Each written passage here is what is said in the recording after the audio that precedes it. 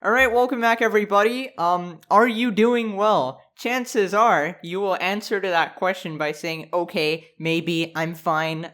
If you notice, nobody really says that they're not doing well. Unless you're like, a grandma passes away and then you're like, okay dude, obviously I'm not doing okay, you wouldn't even ask that question. But in general life, right, like normal conversations, people will be like, how was your day? And no matter how your day was, you'll be like, it was okay.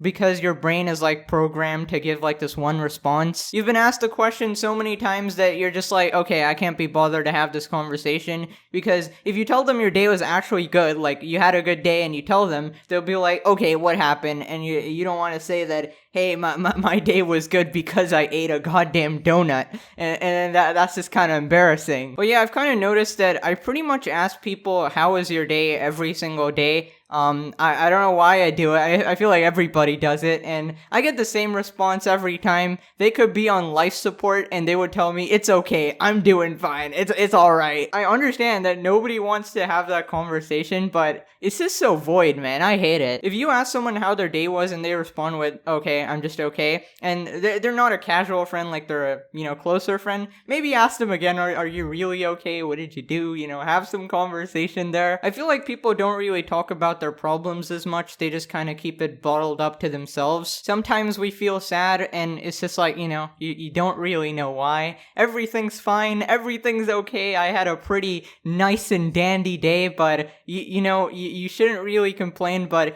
it's just like your body is like, no, you must feel sad and I won't let you feel anything else. You're a freaking loser. And don't get me started on YouTube with this. That's just another beast entirely, bro. That stupid goddamn feature of, the video you just uploaded is 10 of 10. If you're not familiar with YouTube, pretty much each time you upload a video, it automatically compares it with your last 10 videos, and 10 of 10 means that it was your worst video out of your last 10 videos. And if it only said that would be fine, right? Because you need to like compare against yourself to like figure out if you're doing well or not. But for some reason, some employee at YouTube decided, hey, I'm gonna go beyond that. I'm gonna deal some personalized damage. Hey, you pathetic excuse for a content creator. The reason your video's flopping is not because I changed the algorithm like I change my pants every day. It's not because you decided to not upload something trending and try to upload something you actually enjoy. It's 10 of 10 because people aren't interested in you. People aren't clicking because you suck. And honestly, some people need to be told that, right? That is the case a bunch of times. It might motivate you, but majority of people, they don't really need to hear that. If you just failed a test at school, does your parents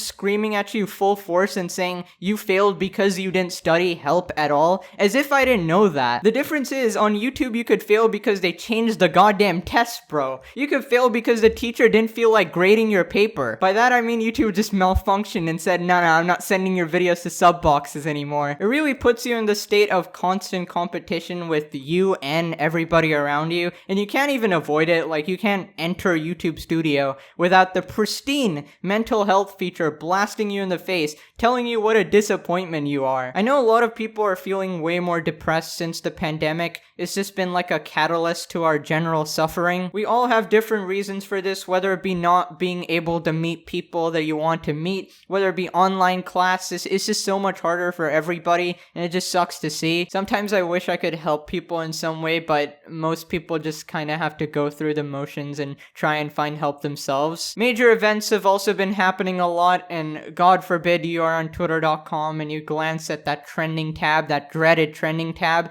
they will bombard you with just the saddest stuff, as if that's the only thing happening in the world. NASA could get like footage of Mars, Elon Musk could make like major strides in space or something, positive stuff, and they'll show you some like depressing story about a dude getting shot and robbed. They'll show you like some random company doing something 15 years ago that may have been racist. Like, I get it, stuff needs to be talked about, but can we do a 50-50? Positive 50, negative 50? Why is it 99% negative? Why? I just don't get it. It's so annoying. That's all the news these days. The only relief from it is pretty much content creators, at least for me. Seeing people enjoy themselves, talk about things they enjoy, playing stuff they enjoy, it's just super refreshing to see, and that's why many people are, just hoarding onto the internet. It's really hard to feed yourself like positive stimuli IRL when everything is just so sad. I mean, even on the internet, you spend a day on Twitter and you'll think that humanity is just the worst thing ever created. People are horrible and you should actually hate everyone, when that's not the case. Plenty of people are awesome. Happy things are always happening. You just need to have the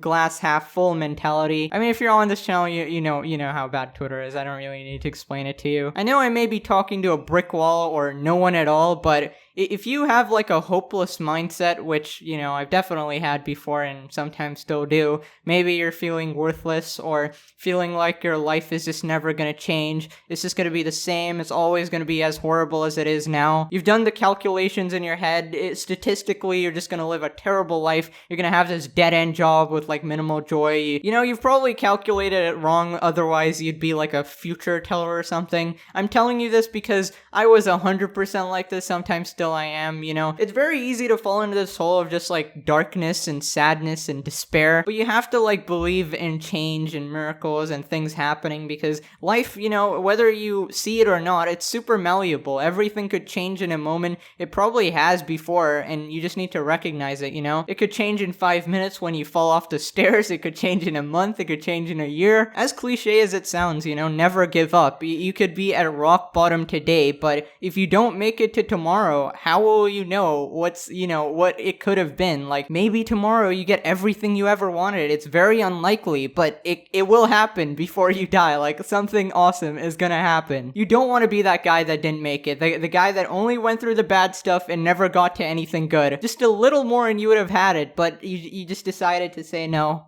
The future is a really scary thing. I've started to understand that much more and more. It feels like you're going full speed into like this tunnel with like no ending in sight. You're gonna crash into a wall, but that's only what you see right now. You won't know unless you go deeper in the tunnel and explore, right? It's also like a symbol of hope. The future is something unknown, something that's not happening right now, something that could be completely different. There could be a pathway to the other side. You could get launched to the top. You never know. That's what makes life so exciting. You could be completely disinterested in life, have all these sorts of pains like mental, physical, anxiety, anger, all of these terrible emotions, but time is like genuinely magical. Things change so fast. Sometimes they change super slow and that sucks, but there's always going to be a light at the end of the tunnel. And that also brings me to my next point. Don't get too comfortable. That's always a mistake that people seem to make. Things are not always going to be the same. I'm not saying always be on edge because that'll make you miserable, but really try to like evaluate, step back and think, what do you like? What do you enjoy? What are you grateful for? What is the minuscule source of happiness in your life? It can be a donut, okay? It's a donut for me. I'm gonna admit it. Nothing brings me joy than eating a chocolate donut at 4 p.m. Next week, it could be chips, it could be chicken, it could be a random YouTube channel or a show that I'm watching. It could be friends, family, or a lover, and anything that gives you joy. You have to cherish it and appreciate it before it's gone. I don't want to be that guy, but kids these days are very, I don't appreciate my parents, bro, boomers, blah, blah, blah, as long as they're not the source of your depression, in which case, okay, you're justified, and that's a topic for another video. Try to appreciate them. Depression is a pretty complicated thing, it's got the chemical imbalance in the brain type of thing, but you have to be stupid to not recognize that it is 100% linked to actual events that happen in your life, whether it be medical problems or just situations in general. When people say chemical imbalance, it kind of makes you feel that, okay, I'm just fricked then, but anything that affects your mood, it could affect it as well. It's super complex, not something easy to solve at all, and there's not going to be a quick fix type of thing for it. But I think as humans, we find comfort in knowing that we're not alone, and it's not going to be there forever. You will feel great sometime in the future. It may take 5 minutes, it may take 5 years, but you don't want to miss out when it happens, because it's going to be so epic. You're going to be like, oh my god, I can't believe I missed out. Anyways, boys and girls, that's all I wanted to talk about today. It may have been all over the place, but hope you guys enjoyed anyways. You guys make me not sad, which is genuinely incredible that I even have any of this. I don't know, man. Always super thankful for all of you. Thank you for watching genuinely every single day. Means the world. I know YouTubers think of viewers as like numbers, and technically they are. I don't know you personally, whatever, but as a viewer, 90% of the day, like, I watch YouTube videos more time than I make videos. So technically, I'm a viewer than a YouTuber. And I don't think I'm a number. I think I'm a person who loves watching things. I love watching people do things. I love watching people enjoy themselves. And I know I'm helping those people, and they're helping me in return. It's a wonderfully pleasant mutual relationship, and I'm very thankful for it. Anyways, as a viewer and a YouTuber, thank you for everything. That's about it. Bye-bye. Have a wonderful day ahead. See ya.